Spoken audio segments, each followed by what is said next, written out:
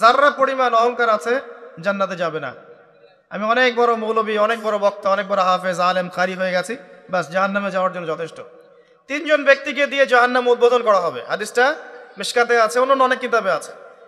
আবু হুরায়রা রাদিয়াল্লাহু আনহু হাদিসের রাবী, তিনি বর্ণনা করেছেন। আর যখনই তিনি হাদিসটা বলতেন তখন অজ্ঞান হয়ে পড়ে যেতেন।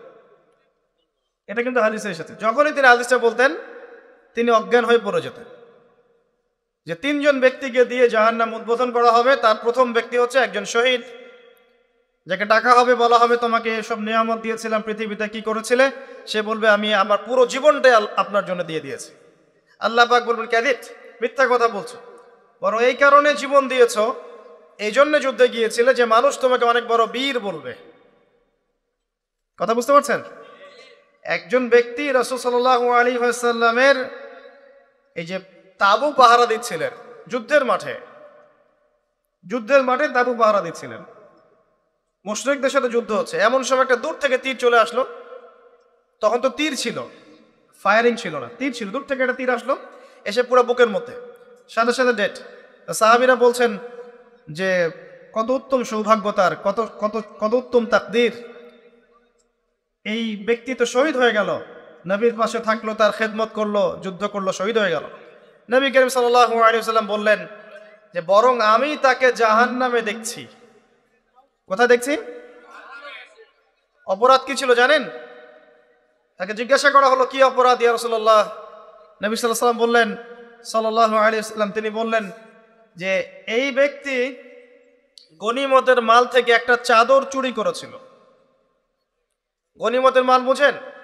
যুদ্ধলব্ধ সম্পদ। এই গনিমতের মাল থেকে একটা চাদর কাউকে না বলে নিয়েছে। এই একটা চাদর আত্মসাৎ করার কারণে নবীর সাথে যুদ্ধ করেও সে জাহান্নামে চলে গেল। নাউযুবিল্লাহ। নিয়াত, ইখলাস, এগুলা কি জিনিস, কেমন করে বুঝাবো? এগুলো বোঝানোর মতো ক্ষমতা আমার কাছে নাই। কোরআন এবং হাদিসে যা বলা আছে এগুলোকে উপস্থাপন করার মতো উপস্থাপনা, ভাষা, বাচনিক ভঙ্গি এবং আবেগ আসলে আমার মধ্যে নাই। আমার মনে হয় না যে কোরআন এবং হাদিসে যা আছে হুবাহু এই জিনিসটা রাসূল সাল্লাল্লাহু আলাইহি ওয়াসাল্লাম, সাহাবায়ে কেরাম ছাড়া অন্য কেউ বোঝাতে পারবে। কিয়ামতের মাঠ কি জিনিস এটা বোঝানোর মতো ভাষা আমাদের কাছে নাই। বুঝতে পারি পড়লে, কিন্তু বুঝাতে পারি না। তো এই হচ্ছে বাস্তবতা। কোথায় কি করেছো? আমার পুরো জীবন দিয়ে দিয়েছি। মিথ্যা কথা, তুমি এই জন্য জীবন দিয়েছো যাতে মানুষ তোমাকে বড় বীর বলবে, জাহান্নামে যাও। সে কিন্তু আল্লাহর রাস্তায় জীবন দিয়েছে। আরেকজন ব্যক্তি দানশীল, অনেক দান করেছে, দাতা হাতেন তাই, দান করতে করতে অবস্থা খারাপ। আল্লাহ পাক বলবেন কি করেছো? সব সম্পত্তি দান করে দিয়েছি। মিথ্যা কথা বলছো, এই জন্য দান করেছিলে যাতে মানুষ তোমাকে অনেক বড় দাতা বলে, জাহান্নামে যাও। আরেকজন ব্যক্তি কি করেছো? দ্বীনের জ্ঞান অর্জন করেছিলাম, হাফেজ ছিলাম, আলেম ছিলাম, কারি ছিলাম, বক্তা ছিলাম, ইত্যাদি ইত্যাদি, মানুষকে দ্বীনের পথে ডেকেছি। আল্লাহ বলবেন, নাউযুবিল্লাহ, আল্লাহ বলবেন এই জন্যই কাজ করেছিলে যে মানুষ তোমাকে অনেক বড় আলেম বলবে, হাফেজে কোরআন বলবে, কারি বলবে, শায়েখ বলবে, ইত্যাদি ইত্যাদি, জাহান্নামে যাও। এত সহজ না ভাই। প্রথম বিষয় হচ্ছে নিয়াত ঠিক করা, ইখলাস ঠিক করা, কলব আগে পরিষ্কার করা। কিছু ইবাদত দেখেন দেহের সাথে সম্পৃক্ত, আপনি নামাজ পড়ছেন, রোজা রাখছেন, হজ করছেন, তাই না, যাকাত দিচ্ছেন, এগুলো কিন্তু ফিজিক্যালি এবং ইকোনমিক্যালি আপনি করছেন। কিন্তু আপনার অন্তর, কলব, আত্মা বলে একটা কথা আছে, এই আত্মার পরিশুদ্ধি না হলে ইবাদত কিন্তু বৃথা।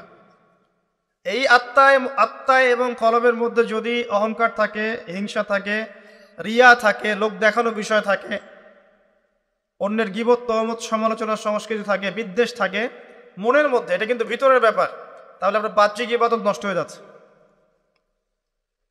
আবার এই মনের মধ্যেই যদি ঈমান থাকে, ঈমানকে ধরা যায়? কঠিন তরল বায়বীয় বোঝা যায়? ওটা কলবে, রুহের ব্যাপার।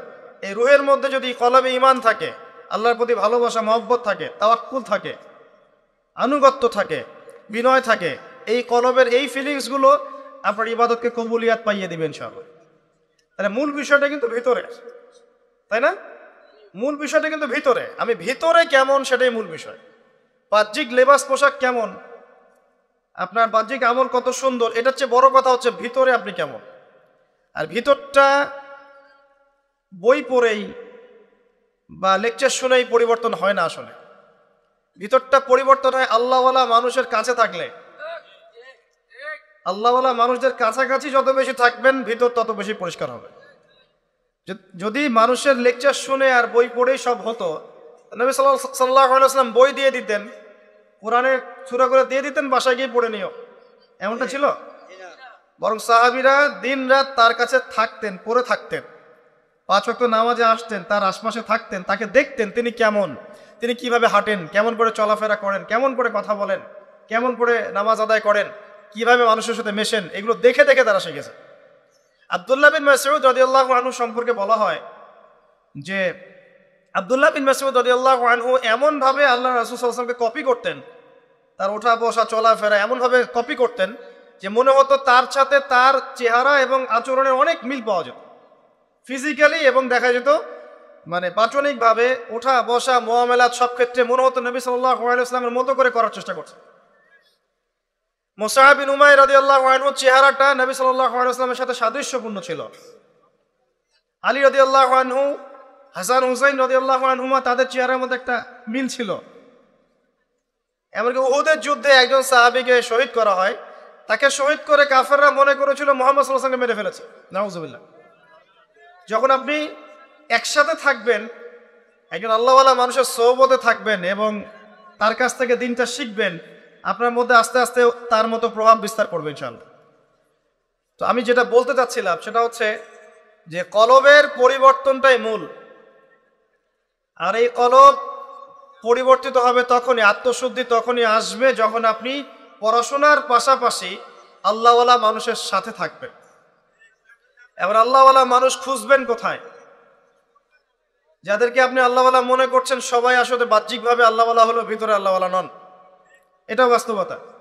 কিন্তু আল্লাহ পাক যেহেতু বলেছেন কুনু মা'আস সাদিকিন, সত্যবাদীদের সাথে থাকো, তার মানে কিয়ামত পর্যন্ত আল্লাহওয়ালা মানুষ থাকবে।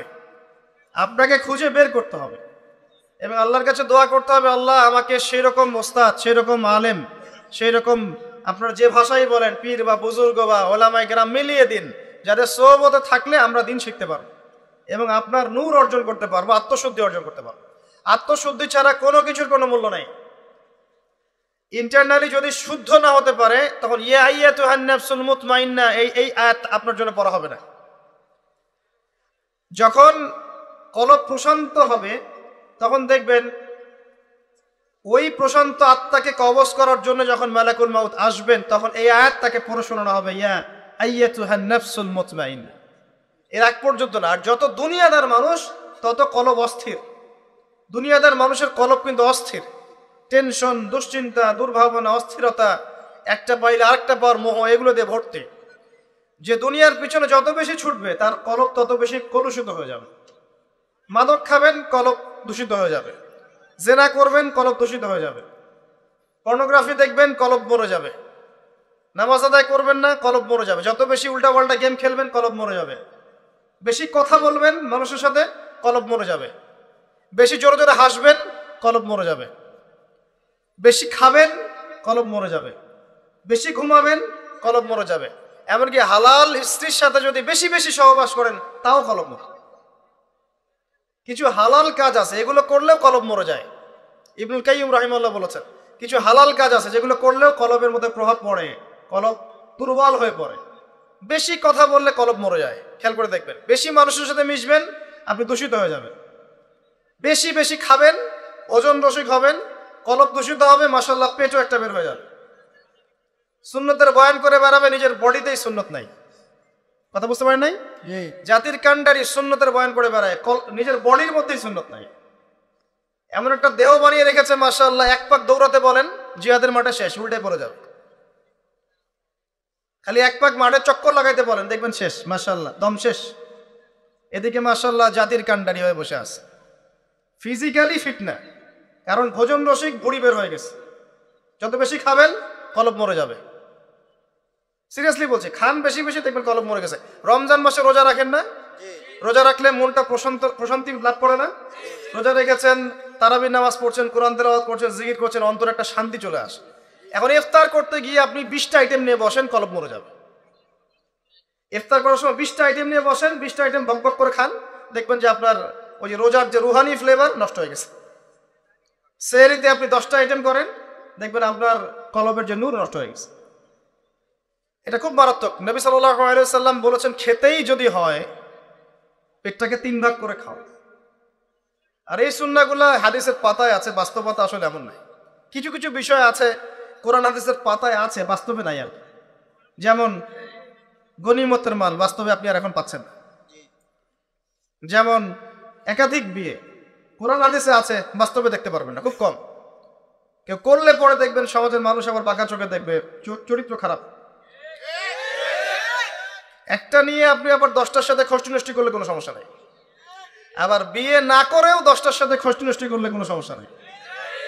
মানে বাস্তবতা আর কোরআন হাদিস পুরা ডিফারেন্ট।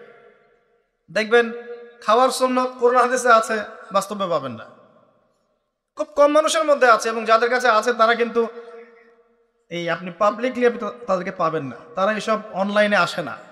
আল্লাহওয়ালা যে মানুষগুলো আছেন, আনাচে কানাচে ছড়িয়ে আছেন, যাদেরকে আমরা চিনিও না, হয়তো অনেকে নামও জানি না, তারা কখন এভাবে পাবলিকলি আসেন না। তারা সেলিব্রিটি নন, তারা পরকালের সেলিব্রিটি।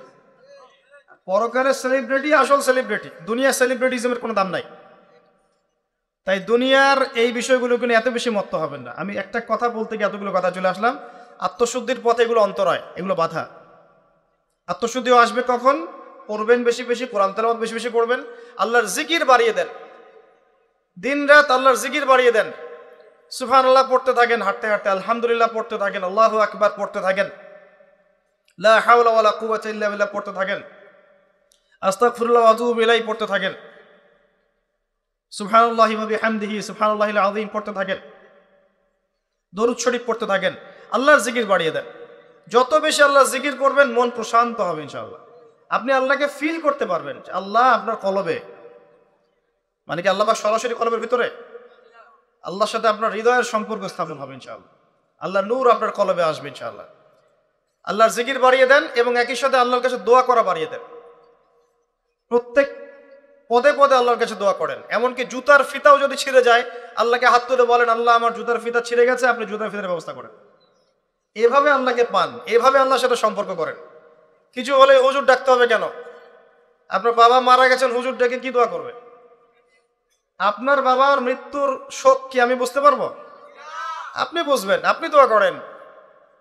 হ্যাঁ, দোয়া চাইতে পারেন, আপনি দোয়া করা কোনো খারাপ কিছু না, কিন্তু আপনাকে ফিল করতে হবে আল্লাহ কি জিনিস। আল্লাহর কাছে আল্লাহকে পাওয়ার যে পথ ও পদ্ধতি, এখানে আপনাকে ফিল করতে হবে কাজগুলো কেমন হবে। তো এগুলো করলে আপনার কলবে আল্লাহর নূর আসবে ইনশাআল্লাহ। আরো বেশি বেশি বেশি কবর জিয়ারত করতে পারেন, কলবে নূর আসবে। কারণ কবর জিয়ারত করলে পরকালকে স্মরণ হয়, এবং পরকালকে যার বেশি স্মরণ হবে তার কলবটা, মনটা নরম থাকবে। একই সাথে আল্লাহর পথে সফর করতে পারেন। আল্লাহর পথে যত সফর করবেন, আল্লাহর নিদর্শনগুলো দেখবেন, আল্লাহ তাওহীদ চিনতে পারবেন। আল্লাহ পাক সফর করতে বলেছেন, সূরা হজের মধ্যে আছে, সফর করলে তোমার মৃত কলব জীবিত হবে, এটা বলা আছে। সফর করলে মৃত কলব জীবিত হবে। বেশি বেশি দরুদ শরীফ বাড়িয়ে দেন, আর দান সদাকা বাড়ান। দান সদাকা বাড়ান, কলব জীবিত হবে ইনশাআল্লাহ। আরেকটা বিষয় আছে, রোজা রাখেন। আমি হয়তো বলছি, আমি হয়তো বেশি রাখতে পারছি না, আল্লাহ পাক তৌফিক দান করুন সবাইকে, সবাইকে রাখার জন্য তৌফিক দান করুন। আগামী রমজানে আমরা যেন পরিপূর্ণভাবে রমজানটা কাজে লাগাতে পারি, আল্লাহ পাক তৌফিক দান করুন। আমাদের সবাইকে আল্লাহ পাক রমজানে পৌঁছে দিন, আমিন। ফরজ নামাজের সাথে নফল বাড়িয়ে দেন, আল্লাহ পাক তৌফিক এনায়েত করুন। এতিমের মাথায় হাত বোলান, সম্ভব হলে বিধবাদেরকে বিয়ে করেন, দায়িত্ব নেন বিধবার। এতিমের দায়িত্ব নেন, এতিমের দায়িত্ব নেন, বিধবার দায়িত্ব নেন। আপনাকে আল্লাহ পাক এমন পুরস্কার দিবে ইনশাআল্লাহ, জান্নাতে নবী সাল্লাল্লাহু আলাইহি ওয়াসাল্লামের সাথে এইভাবে থাকবেন ইনশাআল্লাহ। এইভাবে যে এতিমের দায়িত্ব নেবে, বিধবার দায়িত্ব নেবে, দেখাশোনা করবে, তাকে আল্লাহ পাক এভাবে রাখবেন নবী সাল্লাল্লাহু আলাইহি ওয়াসাল্লামের সাথে। এই কাজগুলো করলে আপনার মনটা নরম হবে। যার মন যত বেশি সফট, তার মনে তত বেশি আল্লাহর নূর নাজিল হবে। যার কলবে আল্লাহর নূর নাজিল হবে, সে ব্যক্তি আল্লাহর নূর দিয়ে দেখবে, আল্লাহর নূর, আল্লাহর কান দিয়ে শুনবে, আল্লাহ পাকের রুহানিয়াত তার ভিতরে আসবে, আধ্যাত্মিকতা আসবে। আর এই আধ্যাত্মিকত্ব না আসলে আত্মশুদ্ধি অর্জিত হবে না, আর আত্মশুদ্ধি না আসলে সব আমলই ব্যর্থ। আত্মশুদ্ধি না আসলে বাকি যে নামাজ পড়ছেন, রোজা রাখছেন, অন্যান্য ইবাদতগুলো করছেন, আত্মশুদ্ধি না আসলে এগুলোর উদ্দেশ্য ব্যর্থ হয়ে যাচ্ছে। মূল উদ্দেশ্য কিন্তু আত্মশুদ্ধি অর্জন করা। কদ আফলাহা মান যাক্কাহা, আল্লাহ পাক বলেছেন সফল হয়েছে সে ব্যক্তি যে কলবকে পরিষ্কার করতে পেরেছে, আত্মশুদ্ধি অর্জন করতে পেরেছে। ওয়াকাদ খাবা মান দাসাহা, যে ব্যক্তি আত্মশুদ্ধি অর্জন করতে পারে নাই সে ধ্বংস হয়ে গেছে। আর এই সূরার মধ্যে আল্লাহ পাক সবচেয়ে বেশি কসম করেছেন না, ওয়াশ-শামসি ওয়া দুহাহা ওয়াল কমারি ইযা তালাহা, মনে হয় 10টা কি 11টা কসম করে আল্লাহ পাক বলেছেন আত্মশুদ্ধি যে অর্জন করতে পেরেছে সে সফল হয়েছে। তো চিন্তা করেন, আল্লাহ পাকের কথার গভীরতা বোঝার চেষ্টা করেন। সূরা আরার মধ্যেও তো আল্লাহ পাক বলেছেন কদ আফলাহা মান তাযাক্কা ওয়া যাকারা ইসমা রাব্বিহি ফাসাল্লা, সে ব্যক্তি সফল হয়েছে যে আত্মশুদ্ধি অর্জন করতে পেরেছে এবং তার রবের নাম স্মরণ করে সালাত আদায় করেছে।